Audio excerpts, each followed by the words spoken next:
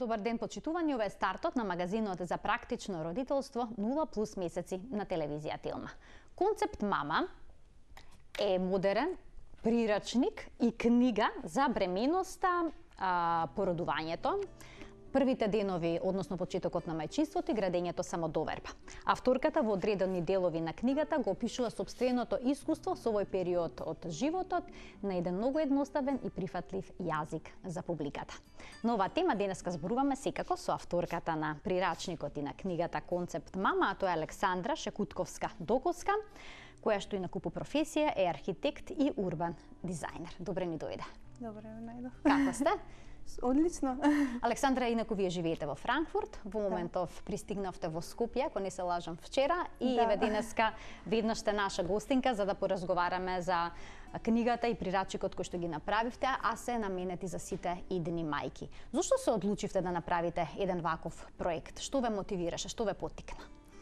Најмногу ме мотивираше тоа што сакав да имам своја приказна за бременоста, за породувањето и растењето на своето дете.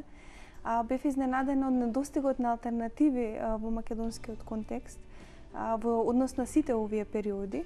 И од таа причина решив повеќе да се посветам на читање, посетување на работилници, разговор со стручни лица во врска со овие периоди, а истовремено имав потреба да го запишувам сопственото искуство во тие периоди кои што ми се случува. Интересно е тоа што пред мојата бременост јас работев во Банкок, во Тајланд, предавав на факултет како урбан дизајнер и архитект. И уште во тој контекст некако се подготвував за оно што следуваше во мојата бременост. Значи, посетувајќи курсеви за масажа, работејќи на факултетот со моите студенти, откривајќи нови предели, дури дел од тие приказни можете да ги најдете во Концепт Мама. Така, вие сте мајка на 2-годишна ќерка. Да. Паралелно со бременоста почевте всушност да пишувате книгата. Јас ве прашав кога, мислев дека сте започнале да создавате едно вакво дело откако сте ги сумирале сите впечатоци, но напротив вие тоа сте го правеле паралелно. Да. Истражувавте многу, не можевте да најдете книги на македонски, но дали можевте на интернет да се информирате доволно за сето она што ве мачеше како прашање, а беше поврзано на почетокот со бременоста? Така, да. Значи, ја пишував јас книгата паралелно и многу мине ме прашуваат како успеавте да го направите тоа. Успеав заради тоа што тоа ми беше исто толку потребно колку поминувањето на време со своето дете. Мислам дека постојат многу информации кои што можат да се најдат за овие периоди на родителството, меѓутоа проблемот е што постои малку насоки како да се постават правилни критериуми за она што е вистинска информација, што е навистина битно, што е природно. Информации многу често може да се изгубат трудниците. И не е секогаш со интернетот проблемот е заради тоа што постојат секако битни информации, тешко до вистинските и релевантните се стига. И од таа причина сметав дека е добро да се напише оваа книга и да даде еден вид на рамка за тоа што е важно, тоа што е природно и кои се сите варијанти кои што може жената да ги користи во овие периоди. Многу ми е драго затоа што ова е првата македонска книга која што е се во едно прирачник за бременоста, породувањето, нели и периодот потоа на мајчинството, родителството. И се надевам дека тоа ќе предизвика еден бран на дискусии и поинакви размислувања. Така, споменавте веќе дека има 3 поглавја, да започнеме со бременоста.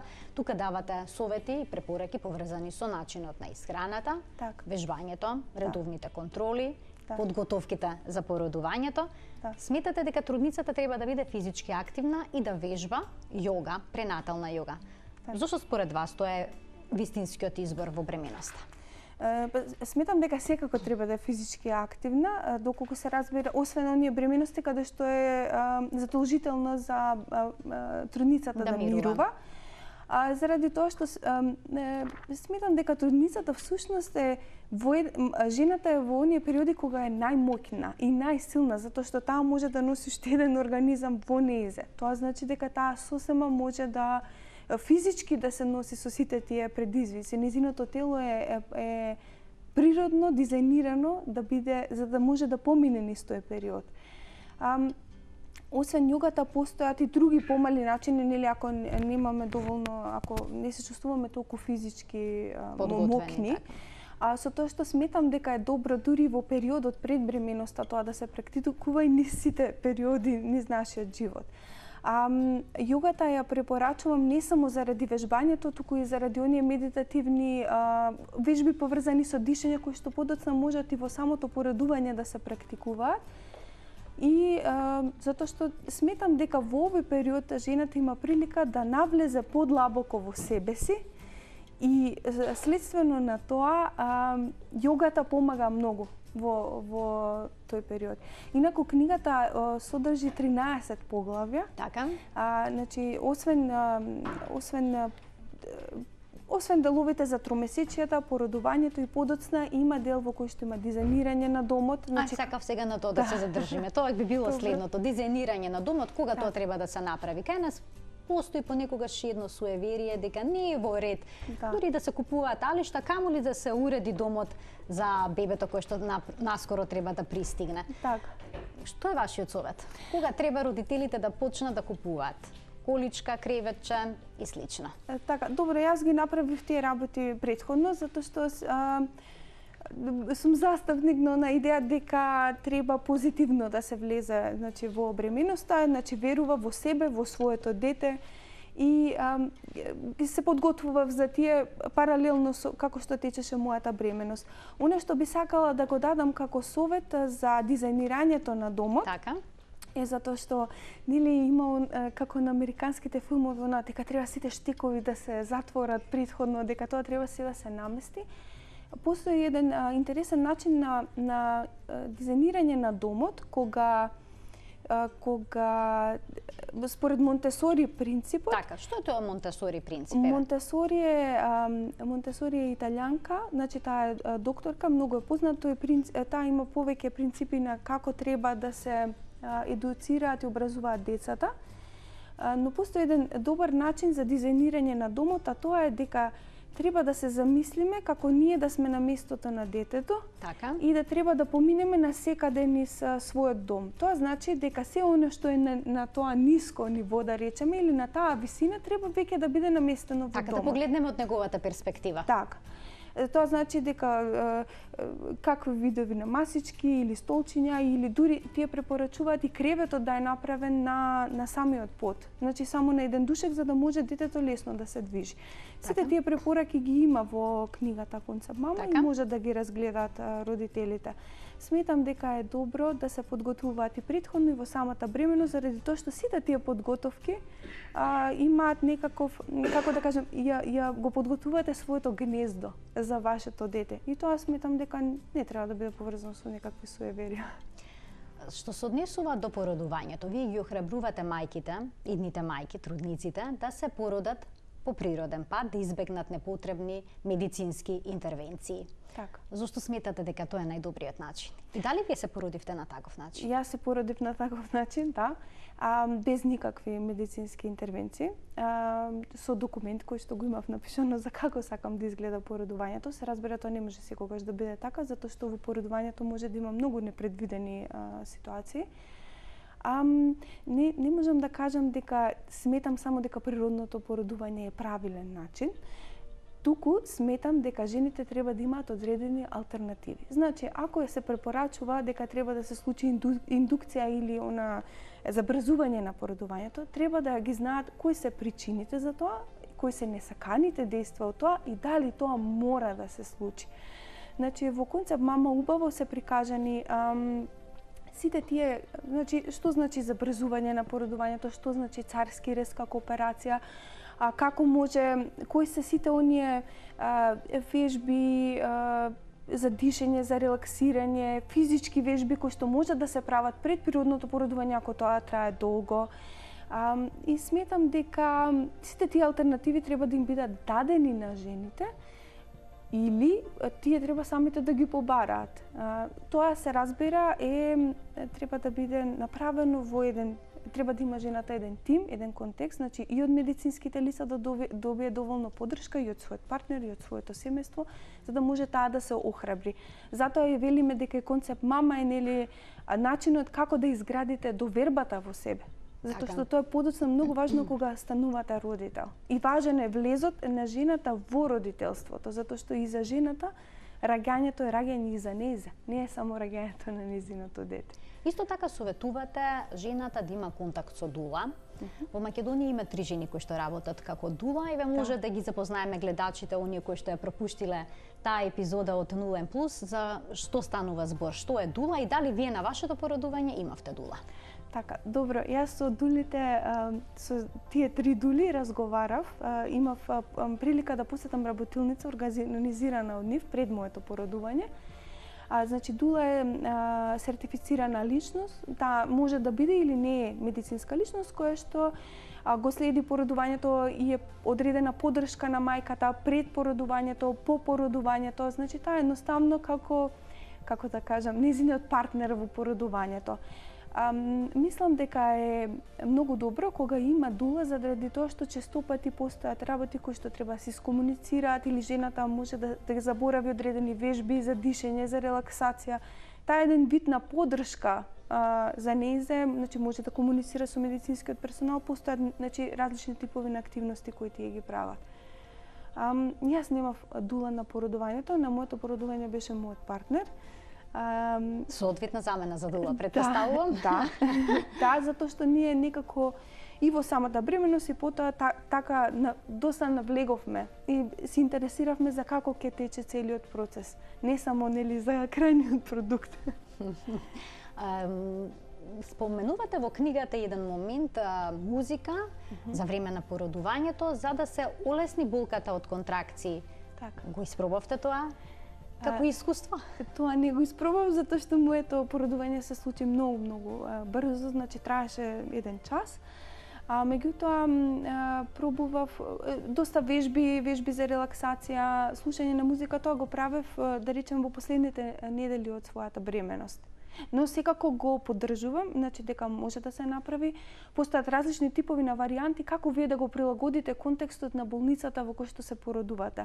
Проблемот е што жената треба да изврши еден доста примитивен чин кој што е во непознат контекст. Порано породувањето се случувало дома, било во кругот на семејството, значи таа се чувствувала удобно за да го направи тоа. Во болницата, значи сосема поинаков контекст. Во концепт мама има дури да се донесете колажи или одредено парче облека кој што сакате да го донесете, се со цел за да не ви е туѓо тоа што го правите. Так, иако малку во македонските болници, особено ние што се од затворен тип, е тешко да се спроведе едно вакво идеално породување како што си го замислуваат дел од трудниците.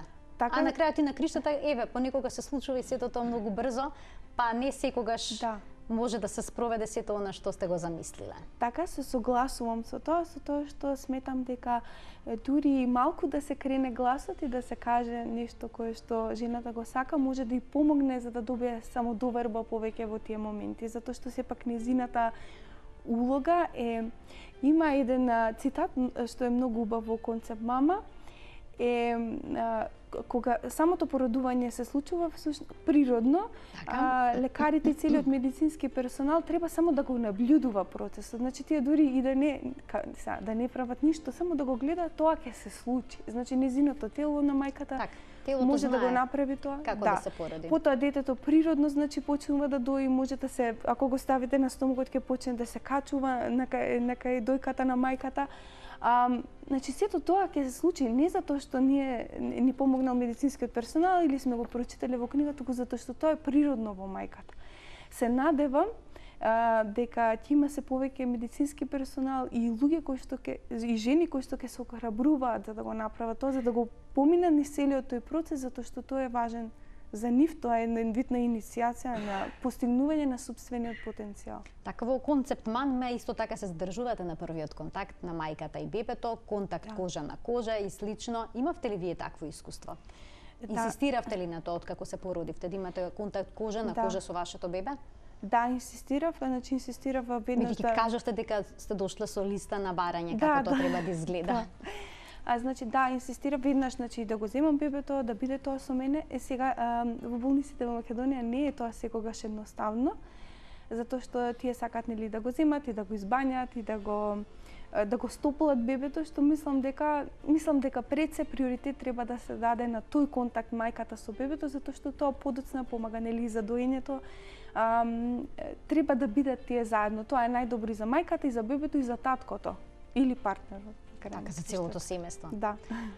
Како поминавте со процесот на доење, бидејќи во концепт мама е наведено дека мајчиното млеко е најдобра храна за бебето? Дали тука се соочивте со одредени предизвици, бидејќи тој дел од периодот после породувањето е период на кој што родителите најчесто не се доволно подготвени. Подготвени се за бременоста, за породувањето, но некако нема доволно информации за она што следи потоа. И тука се комплетно неспремни. Дали вие бевте подготвена и за доењето? Да, тоа е еден период кога е човекот како ни на небо, ни на земја, буквално од неспиење и во првото дете кога го добивате, како да не знаете каде сте. Бев спремна заради тоа што посетив една работилница од Лука, од организацијата Лука, само што таму освен информациите можев да забележам една огромна несигурност во другите посетители на курсот и тоа навистина ме збуни од една страна заради тоа што во моментот јас бев во тој период вратена од Тајланд и некако можеби и немав како да кажам не бев свесна за целиот контекст кој што беше во моментот во Македонија и како се однесуваат, значи и жените и контекстот во однос на доењето. Не можам да кажам дека секогаш било лесно. Доењето се соочив и јас со сите предизвици и на самиот почеток, што од неинформираност, што од медицинскиот персонал. Меѓутоа бев многу упорна и после оние 6 недели во кои што се стабилизира, да речеме, доењето кај мајката, после тоа мислам дека течеше многу лесно. Јас го поддржувам доењето во јавност, исто така ние многу често патуваме и сметам дека овој период во кој што е навистина лесно, дури да бидете и надвор со детето и да се движите, затоа што не мора да мислите каква храна треба сега да му спремам на детето. Така, тоа е големо леснување. Сметам дека е навистина еден едноставен процес. Грижата за бебето е дел кој што е исклучително добро обработен во книгата. Бевте ли вие збунета од големиот број на таблици за дохрана, која таблица е исправна, кога треба да се воведат одредени продукти покрај млечната храна на детското мени? Да, бев. Се разбира со тоа што особено заради тоа што од различни лекари добивав различни препораки. Сега тука решив да ги скомбинирам некои од работите кои што ги имав прочитано, препораките од лекарите и дел од тоа да биде и мојата интуиција, особено заради тоа што и во концепт мама има една табела кога ќе видите кои се првите храни на различни бебиња низ различни држави во светот. Има различни. Се сосема различни, значи некаде еве го преминот од млеко кон цврста храна. Така. И имате тука табели. Како е во Македонија, Јапонија, Алјаска, Кина. Значи, во некои култури е сосема нормално да се јаде и месо на почетокот и дури изготвено јадење во кои што се скомбинирани повеќе. Зависно од поднебието. Така. Значи јас решив да се посветам на тоа што е локална храна, некогаш одев интуитивно, дури и оние кои што се јаткасти, кои што се избегнуваат, ги давав во многу мали количини или одредени зачини за малку да, како да кажам, да експериментирам во кујната. И тоа е еден многу убав процес заради тоа што на некого прв пат му ги откривате сите вкусови на светот. Мислам, не е првиот вкус е мајчиното млеко и преку него чувствува одредени вкусови бебето. Но ова е веќе еден, да речеме, еден нов слој во личноста на детето. Така што сметам дека тука мајката мора да комбинира малку и сама, да не се држи цврсто до препораките на медицинските лица. Кога одлучивте дека ќе заокружите книгата? Дека тука ќе запрете со пишување? Бидејќи секогаш има и нови предизвици, секој нов месец од животот на детето носи нови искушенија, нови прашања и слично. Така. Па одлучив дека доволно е до 1 година на моето дете, значи да покрие книгата И решив да ја завршам книгата со поглавието за градот и родителите. Тоа е нели нешто од мојата професија, тоа е нормално затоа што ја стрнувам од својата професија и така ја имам, така е развен концептот на мојата книга. А тоа е за колку градот може да ги прими родителите за тие како се чувствуваат. Таму се спомнати и лате родителите, норвешките модели на родители, кои што се нели постојано надвор со своето кафе, па се шетаат со своите бебиња, но и тие се сочуваат со многу предизвици. И решив дека тоа ќе биде тоа кој што ќе заокружи концепт мама. Колку самото општество, контекстот и градот може да се прилагодат на потребите на родителите. Покрај книгата, тука е и прирачникот. Што се содржи овој прирачник? Тоа е дневникот, значи дневникот доаѓа заедно со книгата Концепт мама. Постојат неколку вежби во самата книга кои што можат да се изработат и се поврзани, се запишат во дневникот. Тој содржи за секоја недела од бременоста. Значи како се чувствувате, што сакате да му кажете на своето бебе, дали сте имале одредена физичка активност, има афирмативни пораки за породувањето, за доењето. Постои дневник на доење. Така. Значи во него има се што е потребно на една мајка во овој период, а да ја остане на крајот како еден вид на бележник, еден спомен, дури може да му го подари на своето дете подоцна. Добивте одлични рецензии за книгата од стручниот медицински лица, кој што го пофали овој проект. Така. Наскоро ќе има и една, оние што се заинтересирани ќе имаат можност да се сретнат со вас на една мини промоција што ќе се одржи во вторник на 11 декември во 18 часот. Како може да се вклучат оние кои што се заинтересирани и да ја набават книгата? Значи на нашата Facebook страница Концепт мама може да видат повеќе. Ова е еден промотивен предновогодишен настан. Така. На 11 декември ќе биде во студиото на Концепт мама. Повеќе информации значи или на сајтот или на Facebook страната. Исто така книгата, да споменеме, секако може да се најде во книжарница или во книжарница Литература МК на улица Македонија на Купи книга и преку организацијата Лука. Инаку денеска ќе има можност една мајка да го добие овој комплет од книга и прирачник. Веднаш после емисијата ќе има објава на нашата Facebook страница 0N+ на телевизија Телма, таму ќе можете да ги оставите вашите податоци и по случајен избор една од вас ќе може да го добие овој комплет од книга и прирачник Концепт мама. И сосема за крај, дали родителството е нешто што се учи или пак интуитивно се гради? Родителството е нешто што се ужива пред се. Тука сте во право. Мислам дека родителството е она што ние ќе избереме дека ќе биде. Исто како и со животот, така е и во родителството. Значи, може да биде на различни начини доживеано, направено. И треба да учиме, треба да се образуваме, но секогаш треба да следиме својата интуиција. Александра, ви благодарам што денеска бивте наша гостинка, што на гледачите на убав начин и ми ја представивте книгата која што ја напишавте, која што ја наменивте за сите идни родители, но не само и за идни родители. Може да послужи како четиво на сите оние кои што се заинтересирани за овој период од животот. Би можеле да биде интересни за нив, нели? Да. Веќе и на самата промоција, значи имаше, особено се радувам на интересот од машката публика и оние кои што се веќе родители, а сакаат повторно да прочитаат. Имаше еден убаво значи искуство, ми приде една личност која што ја купи книгата затоа што токму како што кажавте, сакаше да знае како изгледа тоа искуство и што е тоа ни што поминуваат жените. Така.